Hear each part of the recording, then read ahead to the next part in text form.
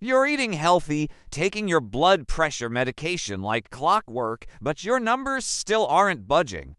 You feel like you're doing everything right, but something is just off. It's frustrating, right?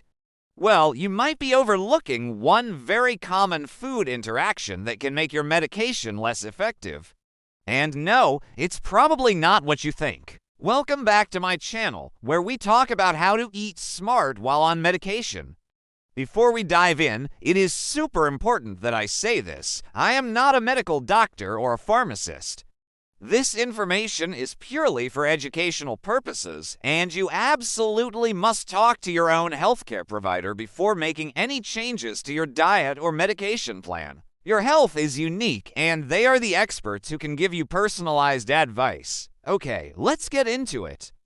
So, for many common blood pressure medications, specifically ACE inhibitors like lisinopril or enalapril, there's a surprising interaction you need to know about. These medications work wonders for many people, but they can also cause your body to hold on to potassium, potentially increasing the potassium levels in your blood.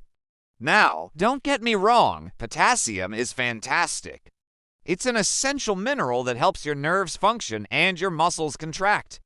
We need it to live, but like with anything, too much of a good thing can become a problem. When potassium levels get too high, it leads to a condition called hyperkalemia, which can be quite serious and affect your heart rhythm. This means you need to be mindful of how much high potassium food you're eating. It's not about completely eliminating them from your diet, because many of these foods are incredibly nutritious. It's all about balance and moderation. So, what are the big players when it comes to potassium? Let's run through the list. First up, the classic example, bananas. Delicious, convenient, but packed with potassium.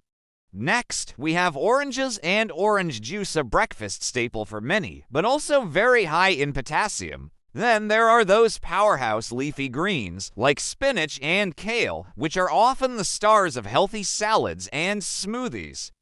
Don't forget about potatoes and sweet potatoes, a comfort food favorite. Avocados, the king of healthy fats, are another one to watch. And finally, tomatoes and tomato-based products like sauces and paste. Again, I want to be crystal clear. These are healthy, wonderful foods. The key is to not overdo it. For example, maybe don't have a banana smoothie for breakfast, a giant spinach salad for lunch, and a loaded baked potato for dinner all on the same day if you're retaking this type of medication. It's about being aware of the cumulative amount you're consuming throughout the day. Now, you're probably wondering, well, what asterisk can asterisk I eat without worrying so much? Great question.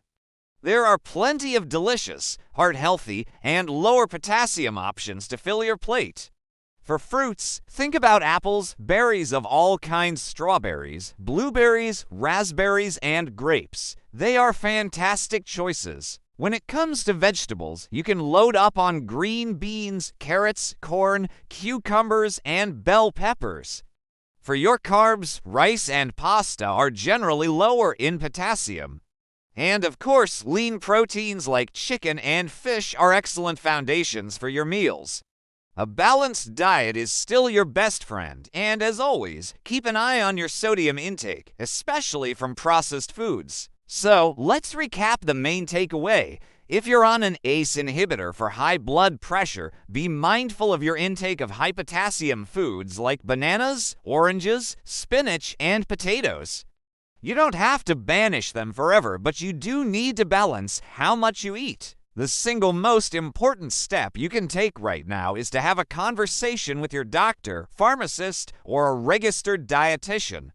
They can look at your specific medication, your lab results, and your overall health to give you the personalized, safe advice you need. If this was helpful and you learned something new today, please give this video a thumbs up. It really helps the channel grow and reach more people who might need this information. I'd love to hear from you in the comments below. What food and medication questions do you have? Your topic might just become our next video. Don't forget to subscribe and hit that notification bell so you don't miss out.